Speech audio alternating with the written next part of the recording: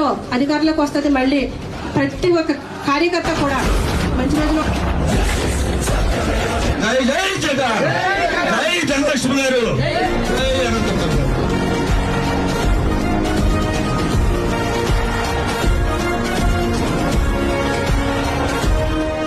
ఈసారి జగనన్న 2.0 కార్యకర్త కోసం ఎలా పనిచేస్తుందో కూడా చూపిస్తుంది.